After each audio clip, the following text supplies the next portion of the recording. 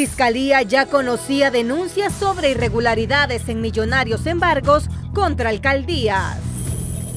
Antes de ser asesinado, Derek McNeil brindó testimonio judicial en el que aseguró haber conocido a Angie Peña y a todos los integrantes de Delta Team.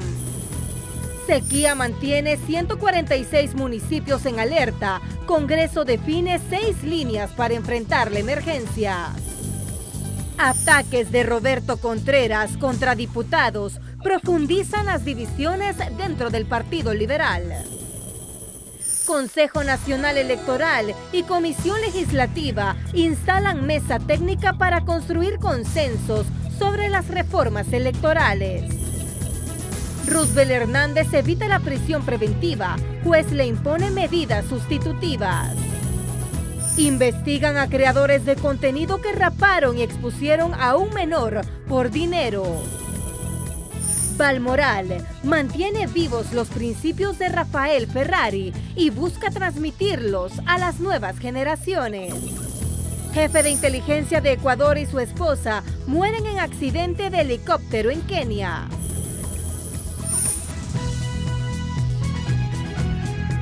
Desde Honduras para el mundo, este es su noticiero TN5 Estelar con Renato Álvarez y Luz Madrid.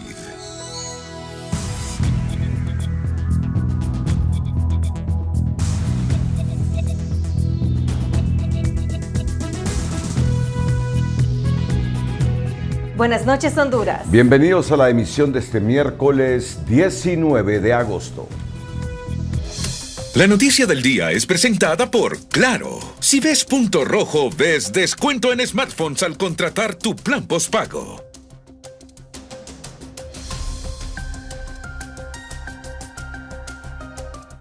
No nos deja de sorprender, inclusive nosotros que somos periodistas, esta declaración de quizá el diputado o uno de los 2 diputados más influyentes de la bancada del Partido Nacional, Mario Pérez. ¿Qué dice Mario Pérez?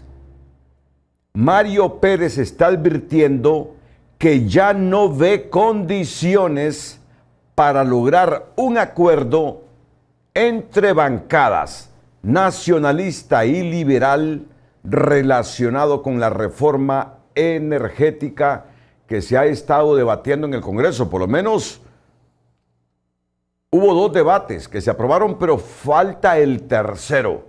Y a Mario Pérez advierte que no ve condiciones para lograr un acuerdo entre estas 2 bancadas y propone una solución.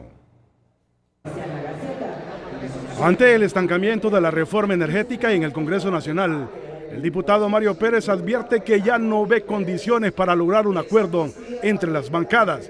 Por ello recomienda al Ejecutivo tomar las medidas que la ley le permite para rescatar a la ENE mientras se destraba el debate legislativo. Miro que cada día se enreda y se complica más aprobar la reforma energética, por lo cual deja de ser uno de los temas prioritarios en este momento. En la agenda legislativa vamos a seguirlo trabajando con la comisión que nombró el Partido Liberal, pero igual el Poder Ejecutivo deberá vía PCM pues aprobar lo que considere pertinente para mejorar la situación financiera y operativa de la ENE. Los diputados del Partido Nacional aseguran estar dispuestos a destrabar la discusión de la reforma energética, incluso retirando su propia iniciativa. Plantean que sea el Partido Liberal el que presente su propuesta ante el Pleno para que pueda ser discutida, consensuada y de existir los votos, aprobada por el Congreso Nacional. Estamos abiertos en la comisión. Hoy estuvimos en una reunión con la comisión del Partido Liberal. Ellos expusieron, incluso nosotros, a la diputada de vicepresidenta que está presidiendo hoy este pleno del Congreso, Lizy Cano, le digo que incluso estaba dispuesto el Partido Nacional a retirar la propuesta de nosotros para que hagan una propuesta de ellos, que la presenten al pleno. Mire, ¿ha escuchado usted en los pueblos cuando dice no me ayudes, compadre? Eso es querer que el Partido Liberal sea el que presente la ley, es para lavarse las manos si sale mal la jugada. Y aquí no habemos tontos. Queremos una ley en beneficio del pueblo hondureño, estructurada entre todos. Por su parte, el diputado liberal Francis Cabrera asegura que su bancada busca consolidar una buena reforma energética que garantice que la ENE no será privatizada y que los consumidores tengan acceso a energía a precios más bajos. Aunque el debate continúe estancado, afirma que los liberales están dispuestos a mantener el diálogo para alcanzar los consensos necesarios. Yo lo que le puedo decir es que si quisiéramos hablar de tener energía más barata, ¿por qué no hablamos de energía renovable? Que es la más barata, vale 10 centavos de dólar contra 40 que vale la energía térmica. ¿Por qué no hablamos de revisar los contratos leoninos que tanto daño le han hecho a este pueblo? Revisémoslos, hablemos de eso. ¿Por qué no hablamos de cobrar al gran empresario que es el que ha quebrado a la ENE durante décadas? Cabe recordar que el Consejo Central Ejecutivo del Partido Liberal también conformó una comisión integrada por distintos actores de esa organización política con el objetivo de aportar y fortalecer la propuesta de reforma eléctrica que actualmente elabora la bancada de ese partido. Con la reforma energética aún trabada en el Congreso Nacional, los nacionalistas advierten que difícilmente será aprobada en este poder del Estado, mientras los liberales dicen que continúan trabajando para consolidar una buena ley. María Holanda, Telenoticias.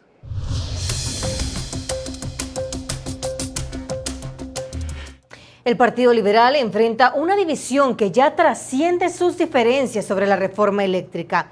Las declaraciones y el estilo de conducción de su presidente, Roberto Contreras, generan cuestionamientos internos, mientras algunos dirigentes incluso piden su renuncia. Analistas advierten que la disputa puede terminar fracturando aún más a un partido que recibió el respaldo de más de 1,5 millones de electores. José Miguel Álvarez con el informe. Los Orozcos pues siguen pensando de una manera estúpida. Su conducta se aleja cada vez más del perfil de un presidente del Partido Liberal, cuestiona a este analista, para quien los deslices verbales del también alcalde de San Pedro Sula se volvieron cada vez más recurrentes, dejando la impresión que su misión es terminar de fraccionar a esa institución política centenaria. Padece de una incontinencia verbal. No tiene criterios para emitir juicios en contra de sus correligionarios, no tiene una doctrina partidaria que lo lleve a hacer juicios que sean la expresión de una dirección colegiada dentro de ese partido.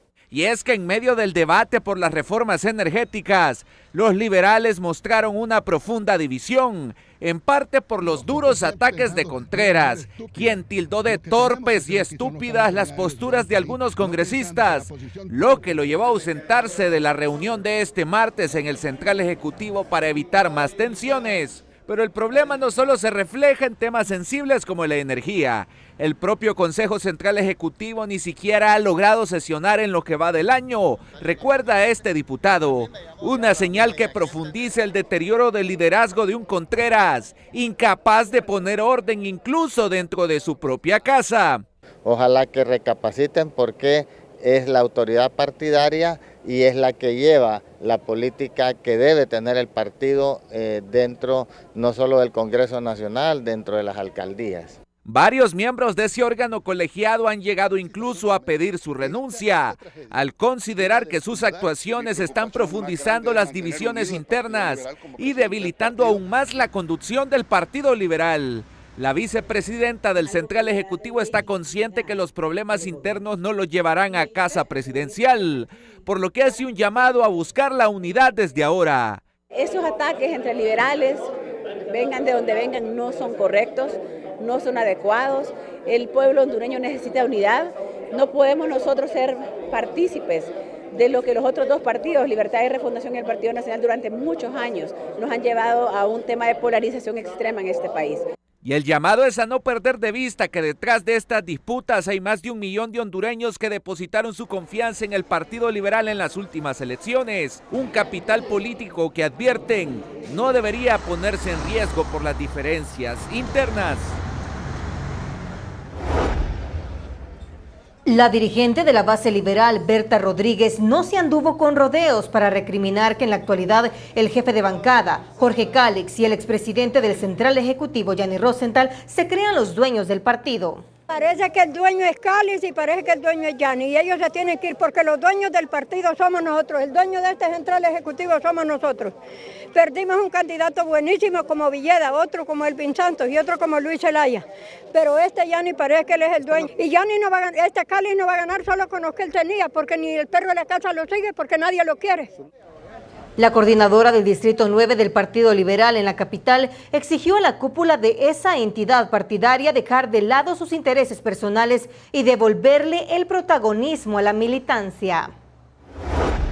Según el balance de enero a julio y las proyecciones del FOSDE para el cierre de 2026, la estabilidad macroeconómica todavía no se traduce en una mejora de las condiciones de vida de los hondureños. Persisten la pobreza, el desempleo y el alto costo de la canasta básica, mientras la inversión extranjera directa cayó 27% y aumenta la dependencia de las remesas. A este panorama se suma la violencia contra las mujeres y los desafíos para reintegrar a miles de hondureños retornados. Nuestro país tiene la capacidad para hacerle frente a sus compromisos como ha sucedido. En eso no han habido retrasos, ha habido cumplimiento en las fechas previstas. En el ámbito fiscal e institucional, el estudio advierte sobre problemas en la ejecución presupuestaria, el endeudamiento y la efectividad de las políticas públicas. A julio solo se había ejecutado el 47% del presupuesto y el 39% de la inversión pública, mientras la deuda pública alcanzó los 18.666 millones de dólares, equivalentes al 46.4% del Producto Interno Bruto. El FOSDE también advierte retos para fortalecer la confianza y mejorar las expectativas de la población.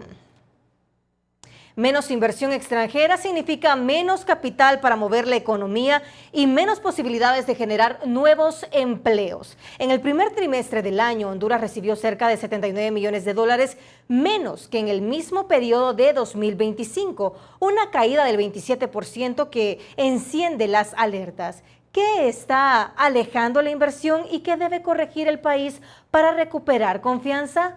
Danilo Hernández con el informe. La inversión extranjera directa cayó un 27% en Honduras durante el primer trimestre de 2026, en comparación con el mismo periodo del año pasado. Esto significa que ingresaron cerca de 79 millones de dólares menos en inversión, según análisis del Foro Social de la Deuda Externa. Hubo una reducción sustancial de un 27%, que de 2.13 millones versus 292 millones en el primer trimestre del 2025. Las causas de la caída de la inversión extranjera son diversas: débil institucionalidad, trámites engorrosos, conflictos por tierras y más de 16 demandas ante el CIADI. Son factores que no contribuyen a generar confianza entre los inversionistas. A esto se suma que la inversión se ha desacelerado a nivel mundial, afirma la empresa privada. Las inversiones están paralizadas a nivel mundial. Lo mismo está ocurriendo en Honduras. Lo que nosotros tenemos que hacer, y esa es una recomendación a los funcionarios del gobierno de Honduras, es que hay que poner bases flexibles para que la inversión y el empleo se generen en Honduras. Si vamos a establecer condiciones más duras de las que tiene el Código de Trabajo, mejor no hagan ninguna reforma. El informe del FOSDE también señala que la deuda pública alcanzó los 18.666 millones de dólares, cerca de la mitad de la producción anual del país. Para este entrevistado, la clave está en trabajar de la mano entre el sector público y privado, impulsar la inversión para mejorar el poder adquisitivo y los ingresos se generan creando empleos.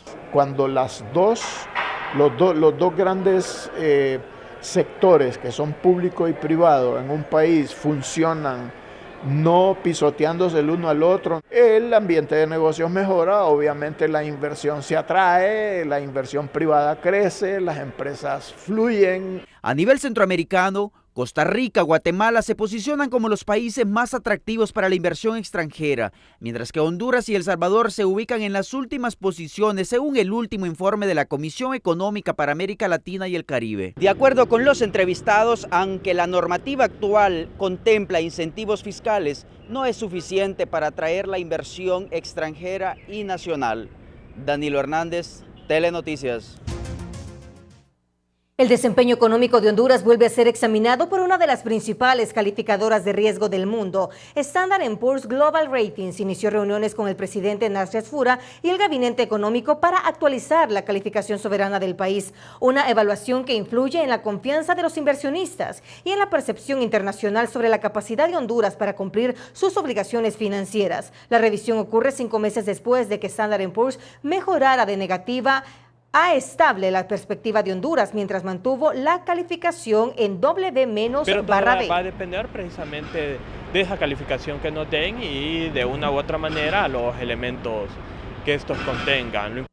Esta vez la calificadora pondrá bajo la lupa 5 áreas clave: la institucionalidad y gobernanza, el desempeño económico, la situación externa, las finanzas públicas y el endeudamiento, además de la política monetaria. El resultado permitirá conocer si Honduras mejora, mantiene o deteriora su perfil de riesgo y qué señal envía el país a los mercados y a los potenciales inversionistas.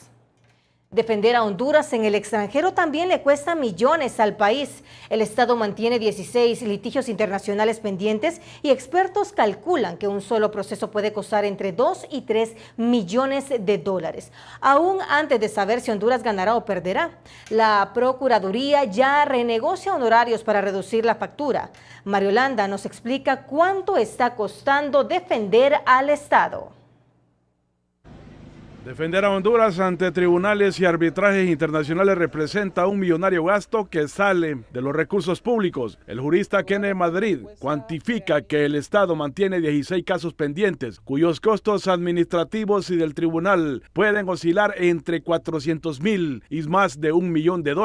Un gasto excesivamente alto y por eso hemos dicho, debe Honduras en este momento hacer un análisis exhaustivo, verificar qué demandas puede ganar y cuáles no puede ganar y en las que efectivamente no hay un asidero jurídico para eso, sentarse y conciliar muy rápidamente. Según Madrid, un solo litigio podría costarle al Estado entre 2 y 3 millones de dólares, tomando en cuenta que algunos abogados especializados cobran hasta $500 por hora. Los árbitros tienen una tarifa de $500 la hora. Y esto, mire, mantener un caso abierto, recuerde que los árbitros son pagados. De los 3 árbitros, 1 es pagado por el Estado hondureño y un tercero también se distribuyen los gastos. Ante esa carga financiera, Javier Canales, director de Derechos Humanos y Litigios Internacionales de la PGR, informó que se renegociaron contratos con firmas internacionales y se les solicitó reducir en un 50% sus honorarios durante la actual administración. Estas acciones vinieron a hacer que tomáramos medidas drásticas como pedirle a las firmas que este es nuestro nuevo presupuesto y que dentro de este presupuesto se tenían que acomodar. Y estos valores vinieron a básicamente a bajar el 50% de lo que se les pagaba a las firmas anteriormente. Con 16 litigios pendientes y costos millonarios, Honduras debe decidir caso por caso si conviene seguir litigando o buscar acuerdos, evaluando el riesgo de una condena y el costo de continuar la defensa.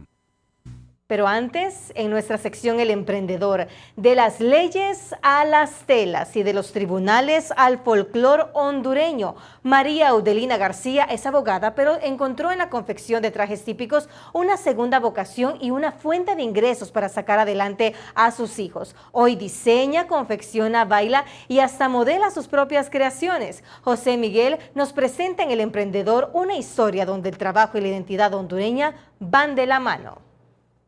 El Emprendedor de hoy es presentado por Ficosa. Paga mejor es acumular más beneficios con tus tarjetas de crédito Ficosa. Recibe descuentos, acumula cashback puntos, disfruta más y millas para disfrutar de nuevas experiencias. Entre leyes, telas, colores y danzas, María Audelina García ha construido una historia de esfuerzo que va mucho más allá de un emprendimiento. Es abogada de profesión, pero también emprendedora, diseñadora y modelo de sus propias creaciones. A través de Creaciones Smiley elabora trajes típicos, banderas y otros artículos que resaltan la identidad y las tradiciones de Honduras. He diseñado otros trajes que son hondureños, autóctonos, y de esa manera pues me he dado a conocer en ferias. Asimismo tenemos el puesto de pabellón, en Pabellón de Artesanos El Triángulo y en Valle de Ángeles. Su negocio se convirtió en una fuente de ingresos con la que logró sacar adelante a sus hijos. Pero María Audelina no solo confecciona los trajes, conoce el folclore, domina la danza y ella misma los modela porque cada creación tiene para ella un significado especial. En mi tiempo libre, en vez de estar viendo novelas, estoy emprendiendo mi negocio, desarrollándolo, y con todos los pedidos que me hacen, pues logro sacarlos y asimismo no perder mi trabajo de lo que es la abogacía. Una abogada que encontró entre telas y colores una segunda vocación y que hoy convierte el amor por nuestras tradiciones en una historia de superación y emprendimiento que puedes encontrar en redes sociales como Creaciones Smiley.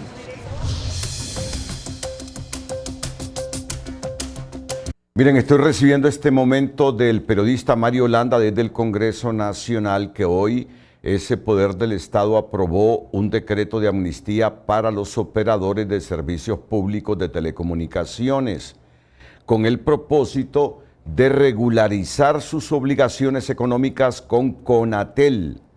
La medida aplica a deudas acumuladas entre 2014 y 2024 y permite a los operadores pagar el principal adeudado, ya sea de contado o mediante un arreglo de pago, quedando exoneradas de multas, intereses, moratorios, recargos y otras sanciones pecuniarias derivadas de la mora. Se ha aprobado este dictamen favorable para aprobar una amplia amnistía a favor de empresas y personas que prestan servicios de telecomunicaciones. Incluye tanto operadores autorizados que tienen deudas con Conatel como prestadores que han trabajado ilegalmente sin permiso. Se perdonan multas, recargos e intereses. Se reducen las obligaciones de 2025. Se legalizan operadores clandestinos, que este es uno de los puntos más delicados. Las personas o empresas que han prestado servicios de telecomunicaciones sin autorización tendrán 6 meses para solicitar su permiso. No solo se perdonan las sanciones, a los operadores ilegales también se les condona prácticamente todo lo que debieron pagar durante el periodo clandestino. Se les ofrece arreglo de pago, pero se excluyen de esta amnistía a 2 empresas. Mario Landa tiene a un diputado que nos resume lo que hoy ha aprobado el Congreso Nacional. Para que pague hoy el impuesto sin multas, recargos ni intereses. Esa amnistía también de la gente que tiene un permiso vencido, por ejemplo de un canal de televisión, para que pueda pedir la renovación del permiso sin pagar multas, recargos, intereses. No confunda a la gente que estamos exonerando impuestos porque no lo es. Gracias, presidente. Se aprobó este dictamen de la amnistía a favor de empresas y personas que prestan servicios de telecomunicaciones, exceptuando a Tigo y a Claro. Exceptuando a Tigo y a Claro. Liberales y libres votaron a favor de esta amnistía, pero influyeron para que la excepción sea Tigo y Claro, que sí tienen que cumplir con todas sus obligaciones. Continuamos con nuestra agenda. El alcalde de Piraera, en el sur del Empira, Deinin Espinosa, agradeció la ayuda que en las últimas horas ofreció el gobierno a los productores que perdieron sus cosechas a causa de la sequía. Sin embargo, aseguró que continuará gestionando apoyo en el país vecino El Salvador y espera que el presidente Nayib Bukele pueda auxiliar nuevamente a esas comunidades, como según afirma, ya ocurrió en el pasado con la entrega de 1.500 kits escolares. Como hemos hecho bastante gestión en El Salvador, hace poco lo dieron 3.500 kits también para educación. Vamos a ir allá a El Salvador pues que los regalen más que todo ese alimento, ya que hay bastantes niños salvadoreños en nuestro sector, pues entonces, y pues ojalá pues el gobierno no se enoje porque nosotros vivimos de pura cooperación. Hace poco llegó también la cooperación de Francia, ya tenemos 3 aldeas intervenidas.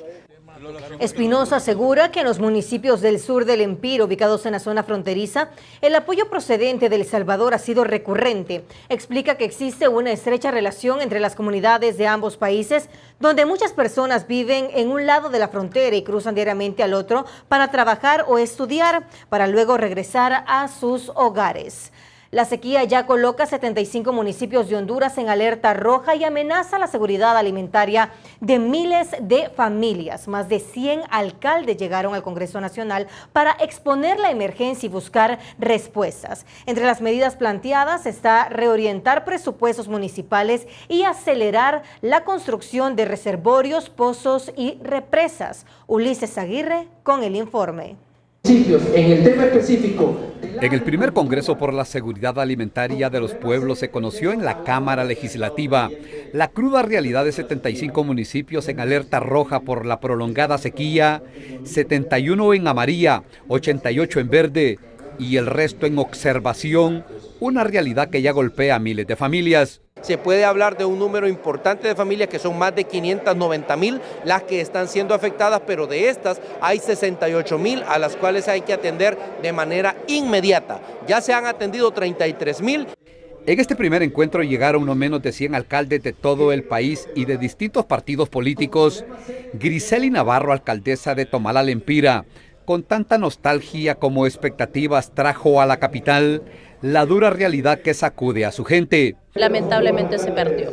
¿Se perdió todo? Se perdió, totalmente. Hoy ya no hay para consumo, no tienen para la venta, que era para subsistencia de ellos, también para generar su dinerito, pero ya no. Lamentablemente no es un drama, es una realidad 100% en pérdidas totales.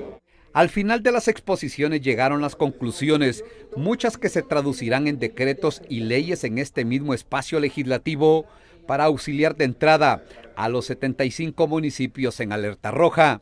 Incremento en las transferencias a las alcaldías, anunciado ya por nuestro presidente Nasri Juan Azfura Sabla. También se concluía autorizar a los alcaldes reorientar sus presupuestos para atender la crisis climática sin caer en responsabilidad penal o civil. Se trabajará sin demora en el Plan Nacional de Agua para construir reservorios, pozos y represas y para tal fin, el próximo viernes inicia la entrega de la maquinaria pesada que ya está en un predio de la capital. Otro tema que ya es una decisión tomada y que aquí lo hablaron ustedes, es la entrega de maquinaria que se va a realizar a partir de este viernes, que inicialmente se focaliza en esos 75 municipios que hoy están en alerta roja.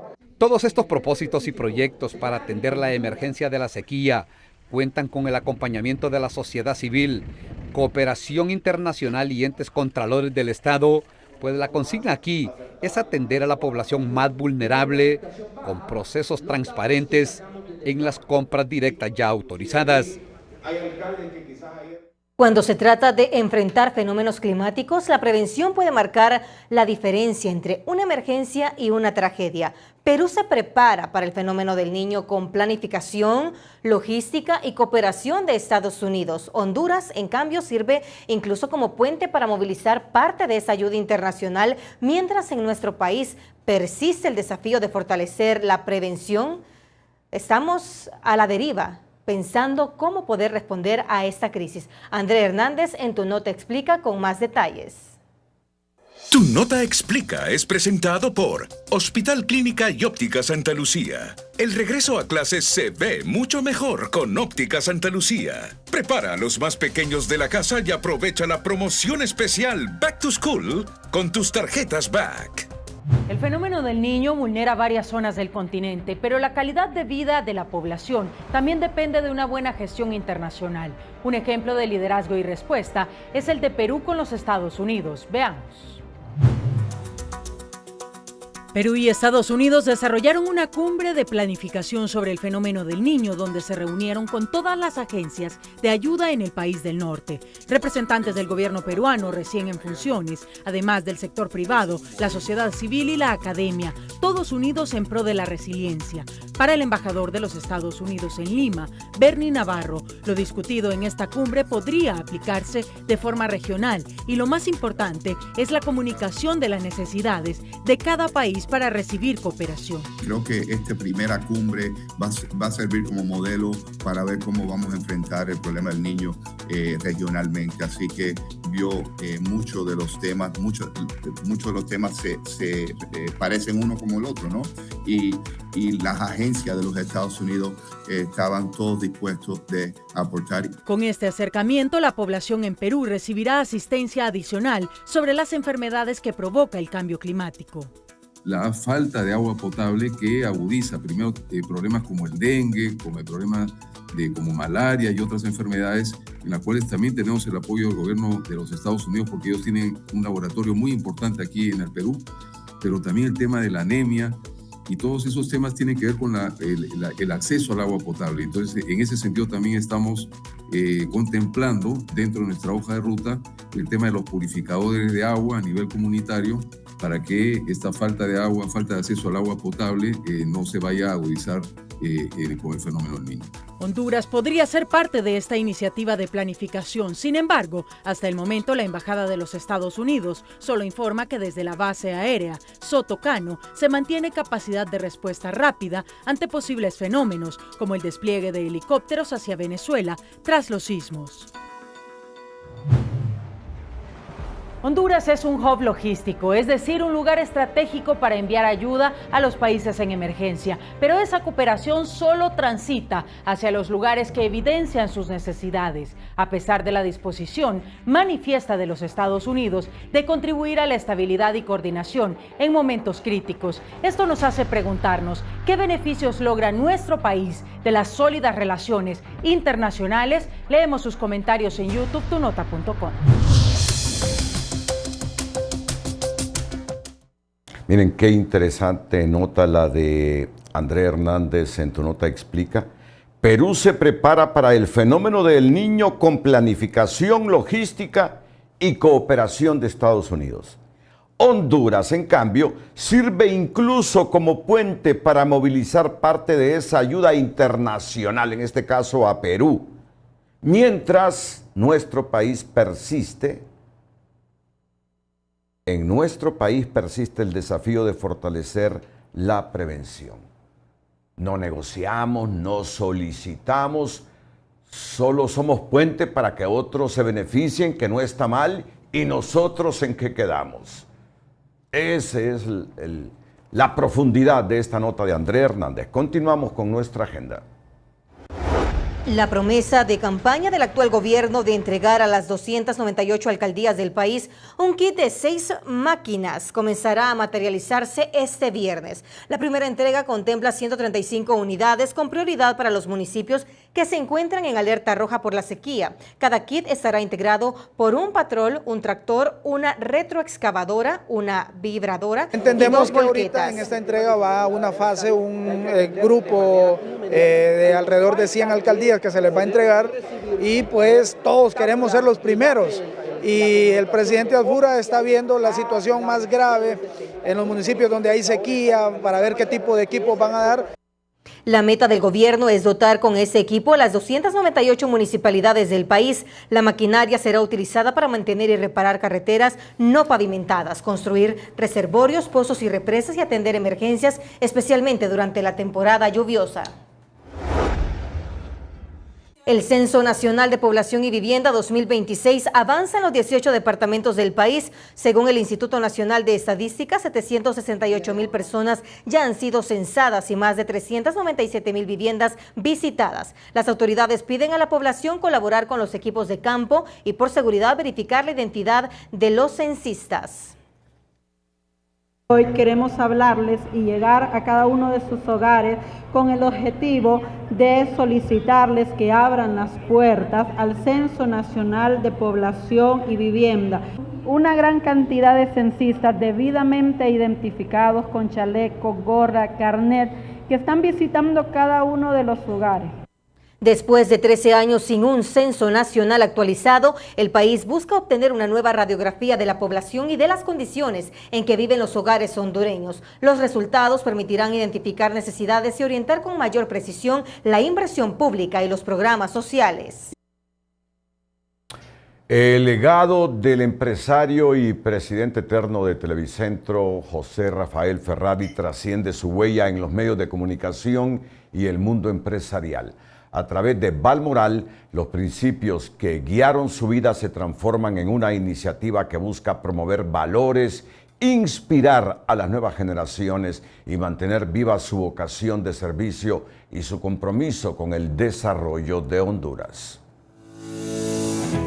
El legado de Rafael Ferrari continúa inspirando al sector empresarial hondureño. Más de 60 representantes de empresas se reunieron en las instalaciones de la Cámara de Comercio e Industria de Tegucigalpa. El reencuentro fue organizado por Balmoral, la Asociación Hondureña al Rescate de los Valores y la Moral, como un espacio para promover principios que contribuyan a una sociedad más solidaria y comprometida. En esta jornada también se destacó la trayectoria del reconocido empresario y filántropo Rafael Ferrari y la huella que dejó en Honduras a través de su liderazgo y su compromiso con las causas sociales.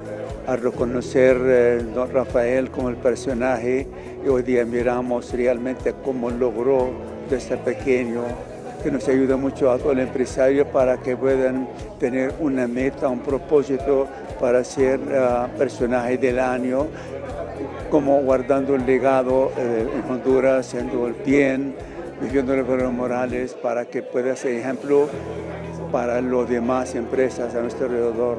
Para Balmoral, el sector empresarial tiene un papel que va más allá de la generación de empleo y crecimiento económico. También puede convertirse en un motor de transformación y bienestar para las comunidades.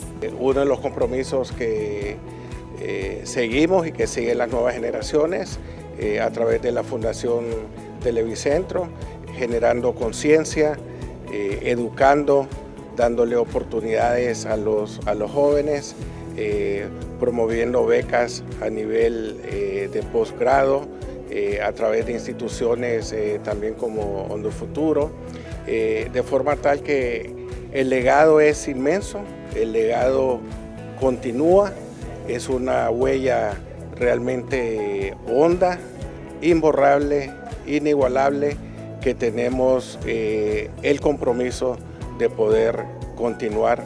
Un reencuentro que puso sobre la mesa la necesidad de recuperar valores como la solidaridad, la responsabilidad y el compromiso, pero sobre todo de convertirlos en acciones que trasciendan. Porque el verdadero legado no solo se recuerda, se mantiene vivo cuando nuevas generaciones deciden continuar el camino de servir a los demás. ¿Qué sabía Derek McNeil y a quienes había señalado antes de ser asesinado? Nuevos audios atribuidos al joven profesional del derecho contienen graves acusaciones contra políticos y funcionarios, además de referencias a una supuesta persecución y a la falta de protección que, según él, enfrentaba pese a su condición de testigo protegido. Su muerte obliga ahora a determinar qué parte de esa información conocían autoridades que investigaron y si alguno de esos señalamientos guarda relación con su asesinato. Gabriela Lobo en profundidad con el informe. Así es, a 3 días del asesinato de Derek McNeil en Roatán, Isla de la Bahía, surgen nuevos elementos que podrían resultar clave para entender qué habría detrás de la muerte. El testigo protegido tenía previsto participar en una nueva audiencia las próximas semanas y en ese contexto trascendió un audio con graves señalamientos que ahora cobran especial relevancia. Haber visto a Angie Peña era solo una parte de lo que Derek McNeil aseguraba conocer. En un audio que ha trascendido en las últimas horas, el testigo protegido hablaba de los denominados Delta Team y lanzaba graves acusaciones contra políticos y funcionarios a quienes vinculaba con presuntos abusos sexuales contra menores. Yo estuve ahí, yo vi a Angie Peña, yo la miré. Puede venir, decir lo que quieran de mí, no me importa, yo la miré. Yo sé quiénes son los Delta. Todo el mundo sabe quiénes son los Delta. Ahí hay esposos de ministros de este actual gobierno, cantidad de políticos que les gusta tener sexo con niñas de 4 años, 11, 12, 14, 13 años. Para los familiares de Angie Peña, la información que McNeil aseguraba conocer podría ser uno de los motivos por el cual lo asesinaron.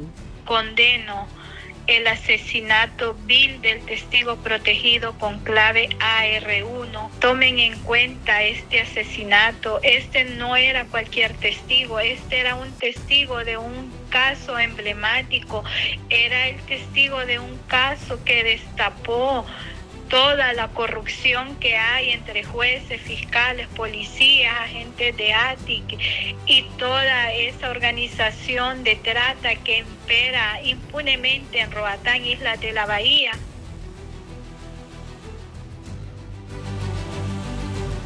Esa posible relación entre los audios y el crimen genera opiniones distintas. Para este criminólogo, antes de establecer una conexión, es necesario analizar qué tratamiento recibieron los señalamientos hechos por McNeil e incluso cuestiona las motivaciones detrás de algunas de las declaraciones. Él mencionó personas y la pregunta es ¿por qué el Ministerio Público, el Ministerio Fiscal no investigó a estas personas que él menciona para poder llegar a Angie Peña? Entonces por eso le digo, para mí no era un testigo trascendental porque entonces se le hubiera brindado la protección. Además, si estaba pronto a declarar ante el tribunal, entonces básicamente tuvo que haber tenido protección. Entonces yo en lo personal no creo que la muerte le haya venido por los audios, porque hay personas que buscan la forma de protagonismo, de sobresalir.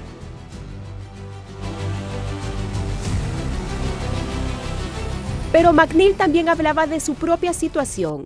En otro fragmento del audio se refirió a la posibilidad de que intentaran apartarlo del caso Angie Peña y denunciaba persecución.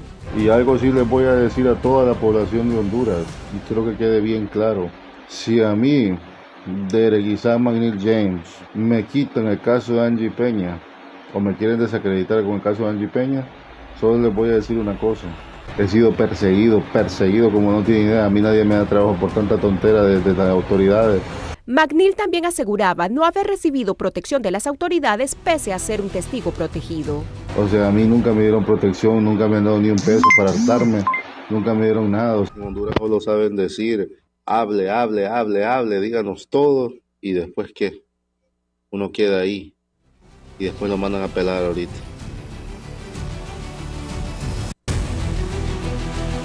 Este penalista considera que los señalamientos de McNeil son graves y evidencian lo que puede ocurrir con quienes deciden colaborar con la justicia. También cuestiona la filtración de los audios y si estaban en poder del Ministerio Público como parte de un testimonio rendido ante operadores de justicia. Importante y relevante cómo fueron obtenidos estos audios, si están en poder de las autoridades competentes a través del Ministerio Público para que sean introducidos al proceso judicial. Si existen los méritos suficientes, así como también hayan sido convalidados con el órgano jurisdiccional para que estos sean ya parte del proceso y se exhiban y expongan a todas estas redes de pornografía y trata de personas que lamentablemente están enlutando al pueblo hondureño. Derek McNeil ya no podrá explicar el alcance de muchas de sus palabras, pero sus declaraciones quedaron registradas. Corresponde ahora a los investigadores determinar cuánto había de cierto en ellas y si entre todo lo que dijo se encuentra alguna clave para entender por qué fue asesinado y que el caso no quede en la impunidad. Buenas noches.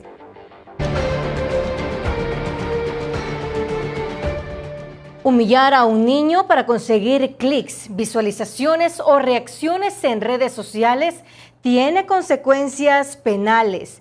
Ya la DPI ha capturado este miércoles en Danlí a Urias Lobo, uno de los 2 tiktokeros señalados en el caso que ha conmocionado a Honduras, donde se expone a un menor de edad, quien a cambio de raparle la cabeza le dieron 500 lempiras mientras era rodeado de risas y burlas. Este video desató indignación y reabre el debate sobre los límites que deben respetar los creadores de contenido cuando está en juego la dignidad de la niñez. Elías Acosta con el informe.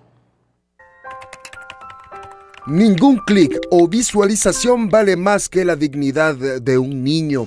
Por ello, el Ministerio Público ya investiga penalmente el indignante trato que sufrió un menor de edad en Danlí, al considerarse que se vulneró la integridad del pequeño mediante un video difundido en redes sociales. Recordemos que él es una víctima vulnerable por ser menor de edad.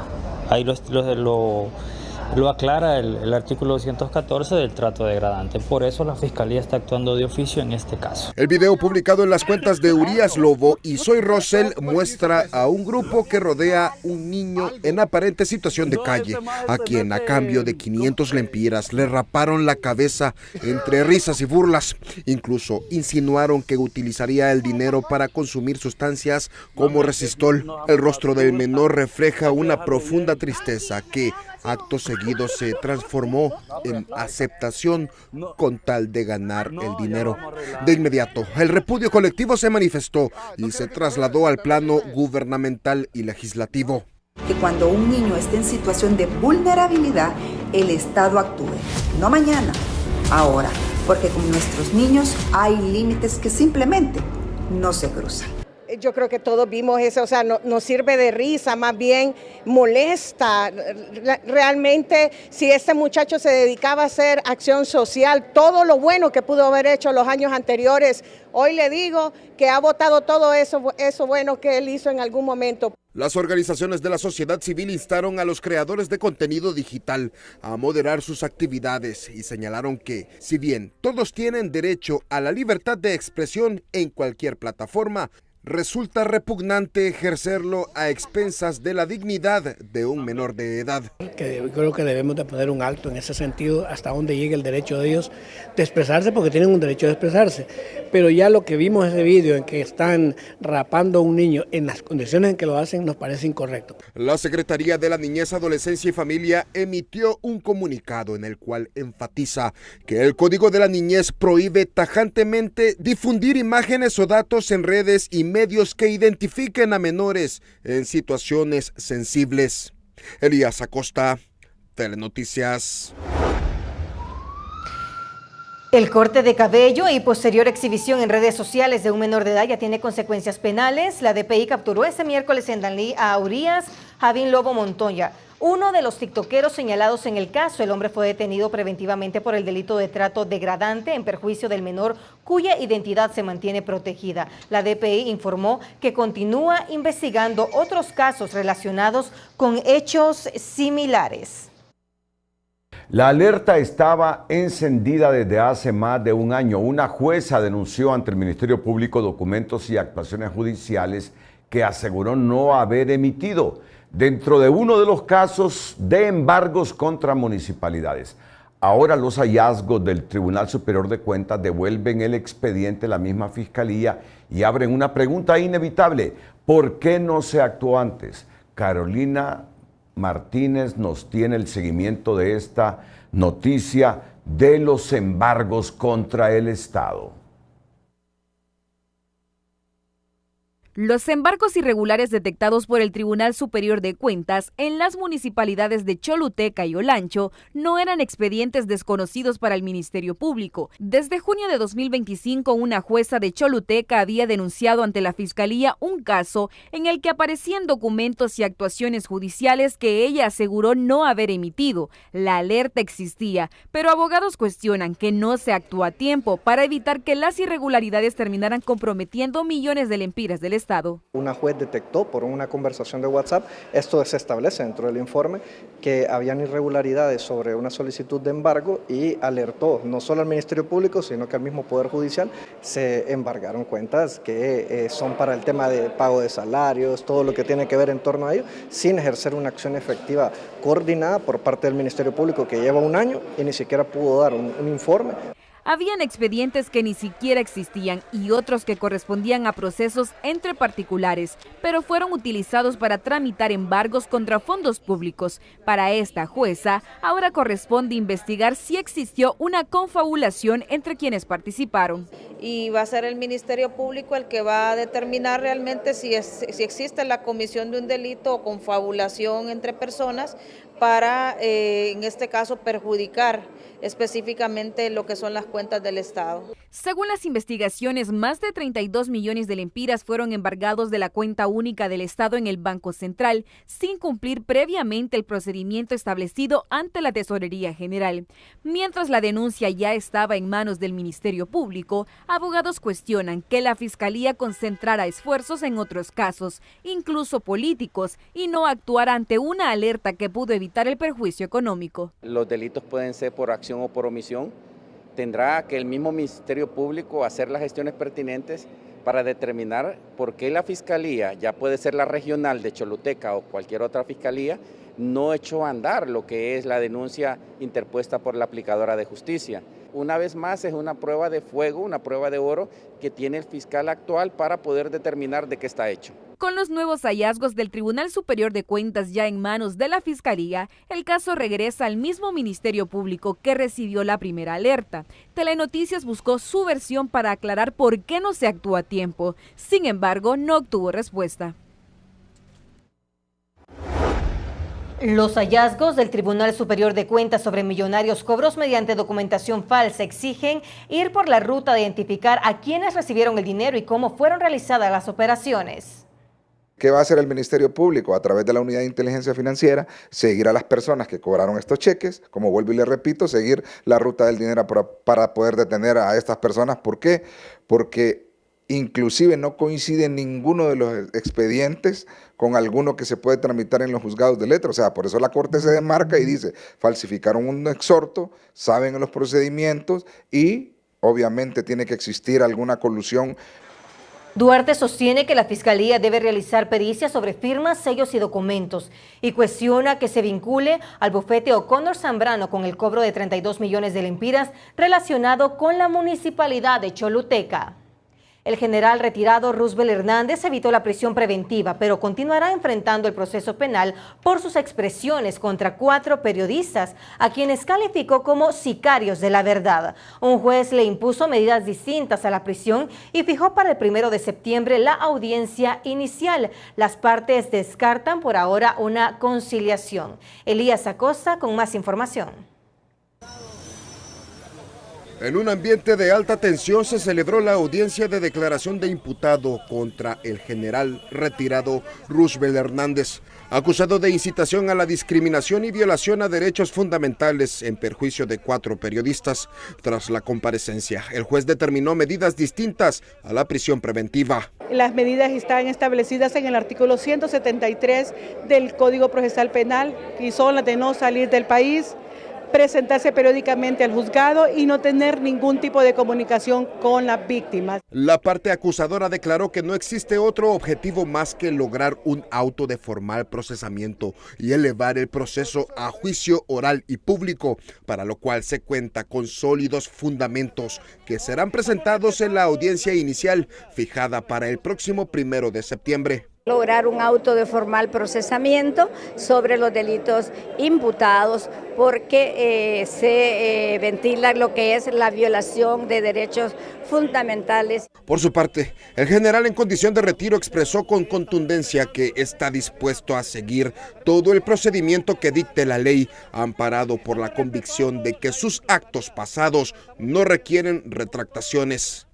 Estamos sometiéndonos a la justicia y estamos creyendo en el sistema judicial, creemos en nuestra institucionalidad. A Hernández se le acusa de atacar la libertad de prensa por calificar a 4 periodistas como sicarios de la verdad en un medio militar. Sobre el caso, el Colegio de Periodistas de Honduras detalla que este proceso marca un precedente en la historia del país. Ha iniciado el día de hoy. Nadie se imaginó, ni el imputado en este caso se imaginó de que iba a pisar un tribunal de justicia. Y ha pisado el Tribunal de Justicia el día de hoy. Hasta ahora, las partes descartan una conciliación, pues aseguran contar con argumentos sólidos para defender sus posturas ante el Poder Judicial. En este procedimiento hay un enfrentamiento muy fuerte entre el general Roosevelt Hernández y las partes ofendidas, ya que ninguno está dispuesto a ceder y llegarán hasta el final. Elías Acosta, Telenoticias. No eran cámaras instaladas para proteger a los ciudadanos, sino para vigilar quién entraba y salía de la zona. La policía militar desmanteló en pleno centro de Choloma un sistema de videovigilancia que, según las investigaciones, habría sido instalado por estructuras delictivas para controlar el territorio y alertar sobre la presencia de las autoridades. Las autoridades de la Policía Militar del Orden Público encontraron al menos 40 cámaras vigilando la calle principal del municipio de Choloma. Las mismas se les atribuye a estructuras delictivas que controlan la zona. Bueno, las estructuras criminales tienen tentáculos en varios sectores, múltiples sectores, y el centro pues es un lugar donde hay bastante movimiento, economía. Ellos de esta manera han podido tal vez identificar algunos blancos. La Policía Nacional asegura que las cámaras juegan un papel muy importante en el control territorial que permite sacar de las calles a los individuos miembros del crimen organizado. También las estructuras criminales lo hacen para verificar cuando llega la Policía Nacional, para verificar también esos lugares donde ellos lavan activos, que no haya movimiento policial, o para verificar donde hay economías informales, donde ellos cobran el tema de la extorsión, para verificar que otra estructura criminal no llegue a esos lugares. Los dispositivos de vigilancia desmantelados en Choloma estaban ubicados en postes públicos propiedad de la Empresa Nacional de Energía Eléctrica, donde solo el Sistema Nacional de Emergencia tiene autorización. Estamos trabajando, como le había dicho ya, en un marco legal que permita a algunas empresas poder contar con este servicio o poder contar con cámaras para su seguridad, pero ligadas al Sistema Nacional de Emergencia 911. Las cámaras de vigilancia retiradas pertenecen tanto a la Pandilla 18 como a la MS, según las autoridades policiales.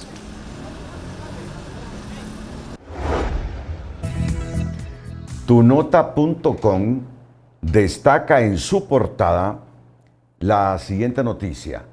ONU dona más de 80 millones de dólares para combatir sequía en Honduras.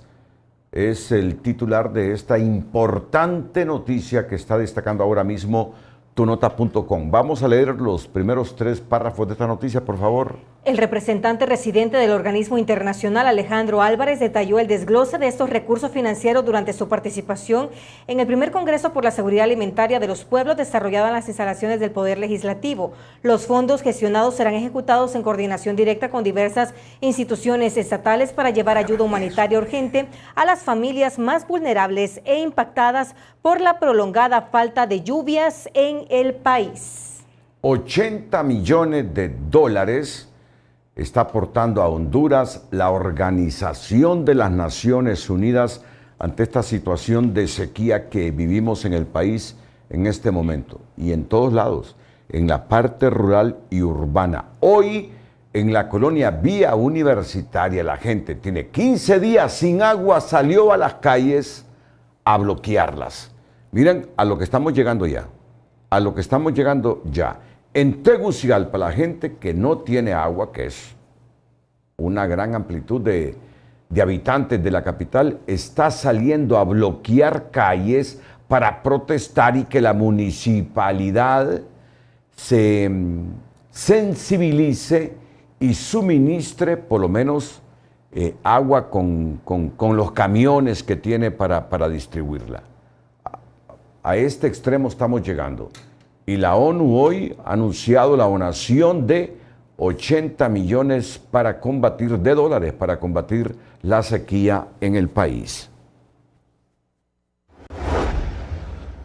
Los tribunales en materia de criminalidad organizada, medio ambiente y corrupción ordenaron al Ministerio Público precisar la investigación por la construcción de 3 hospitales en Santa Bárbara, Salamá y Ocotepeque, tras admitir un recurso presentado por la defensa de exfuncionarios del gobierno anterior, entre ellos el exsecretario de la CID, Octavio Pineda. Va a decir que hay delito si ni siquiera ha tenido la documentación a la vista y está diciendo que hay un delito en abstracto, no se sabe qué delito es. Entonces, ¿cómo puede hacer diligencias prejudiciales sobre la comisión de un delito que ni siquiera sabe si existe?